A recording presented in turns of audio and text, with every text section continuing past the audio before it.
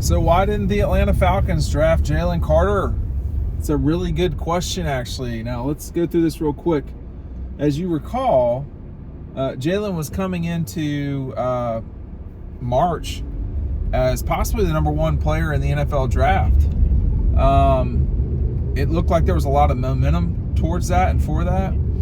And then the traffic violations, the arrest, which resulted in an arrest, and all of the subsequent reporting, etc. And Jalen starts certainly giving way to being the number one pick, which he might not have been anyway, just because of the quarterback situations. I mean, the NFL is such a quarterback league.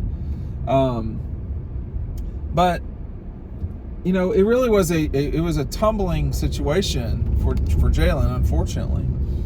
And I remember being at Pro Day, and I was concerned for Jalen because I didn't understand what was going on.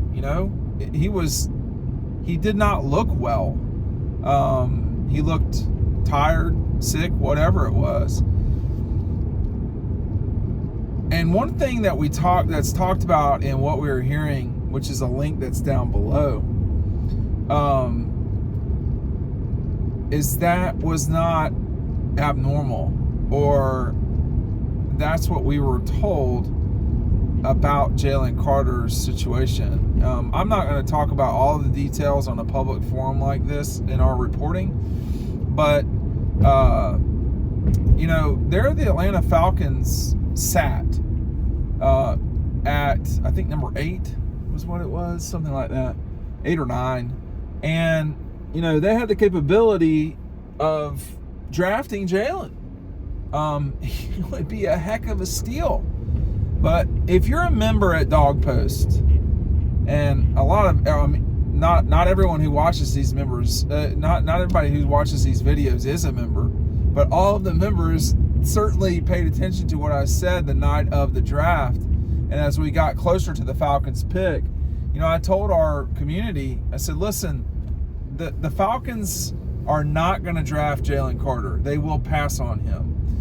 In addition, they're not going to get a quarterback. The only quarterback that they would draft is Bryce Young. And by the time that I posted that to our premium board, Bryce was off the board. So that was out of the question. That wasn't going to happen.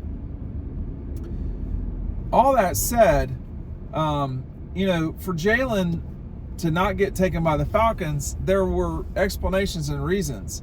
I'm not going to discuss them again. That's what the link down below is for. It's the only link down there. But, I don't know what y'all's view of the world is on this. I don't know if y'all feel like the Falcons made a mistake, if you feel like they did the right thing. Personally, I am against drafting running backs high because the value is not ideal. That's a position that there are a lot of good running backs. There are some really elite running backs. Todd Gurley was an elite running back. Todd Gurley doesn't play in the NFL anymore. Now it's 10 years later, but Todd was over time not valuable to a franchise the way that a left tackle or a corner or a Jalen Carter would be. So for the Falcons to get the Texas running back is their prerogative, and I can assure you that the coaching staff in Atlanta knows far more about football than I do. But I'm just saying about value. So that's my qualm with that. But I think there is some criticism to be had with the Falcons as it relates to could they have moved back and still gotten the same running back? It seems to me the answer is yes, but I don't know what goes on those phone calls.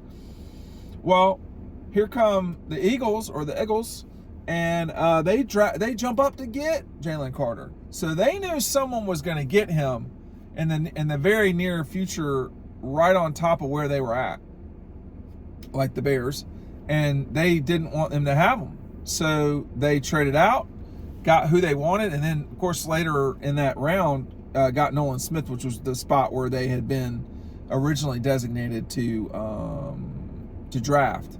I think I got that right. Anyway, at the end of the round was where the Super Bowl runner-up drafts. So, it's a tricky thing because everybody's a draft critic, which is fine. I understand that. I got no issues with that. People can be that way if they'd like. But we've got a little bit more detail as to, how things kind of were seen. And that's what we've got written down below. I mean, we're hitting the dog days here of summer, which is an awesome time. And I just called the early May summer, but if you're out here today, you see the weather today. It's certainly summer, comparatively speaking, to some of the stuff we saw in March and April. But we're not that far away from some exciting stuff being announced on Dog Post. I'll keep y'all up to date on that sooner than later. But right now, hey, make sure that you're picking up the newsletter. That is not linked down below, but that's how you can get Double Dogs for free. 5 of y'all who sign up between now and May 15th, you can get Double Dogs. I'm going to give away 5 copies. But tell me what you think about Jalen's career in the NFL. I think that he went to the one place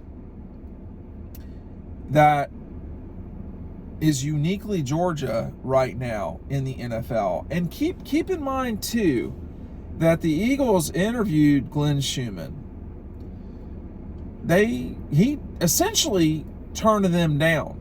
He pulled himself out of the running to be the defensive coordinator at the Eagles. I can report that there was mutual interest there. That wasn't just the Eagles, that wasn't some agent talking about that and getting that out there. The other thing, that day when Jalen went during pro day, Nolan went too. I'm surprised Nolan went as low as he did after that performance in pro day myself. But I mean, he looked unbelievable, frankly. I mean, Nolan looked like the real deal. Nolan's ability to dip and dip and rip. I mean, he looked great that night. But I think that Jalen is positioned very well to have a very good career in the NFL. And there's just not that many players that I've seen over time who have been as dominant at a particular moment as Jalen Carter has been. When you think about the Tennessee game, coming off of an injury, and what he did, causing 2 fumbles, one in the end zone, which, in both instances virtually ended the game. I mean, Tennessee was trying to come back. I mean, that didn't happen though, right? And then trying to come back later in the game when there was a fumble. But the fumble in the end zone, which was really a safety, soon thereafter, Georgia scored a touchdown to Lab McConkey. You may not remember that, but it was that Jalen pressured Hendon Hooker in the end zone. And then I think it was 2 plays later, they narrowly, here's the actual photograph of from Ryan Curley. This is Jalen slamming Hooker in the end zone. There's the ball. I don't know if you can see that or not. And then there's a couple of plays later. I think it was 2 plays later. It was the punt, and then it was a television timeout, and then boom, Stetson to Ladd for 45 yards. Georgia was up 14-3, and the game, they were in total control. I don't remember, they scored another touchdown before the half, but Tennessee, which is a really good team, just didn't have anybody who could neutralize Jalen Carter. Most teams didn't. I mean, Ohio State played pretty well against Jalen. And he told me after the Ohio State game in Los Angeles leading up to the Texas Christian game that he really felt like he didn't give it his all. I'd have to read the quote exactly. It's in the book. But that he just did not have the type of game that he wanted to have against Ohio State. And that he he wanted to play better. He said after the miss from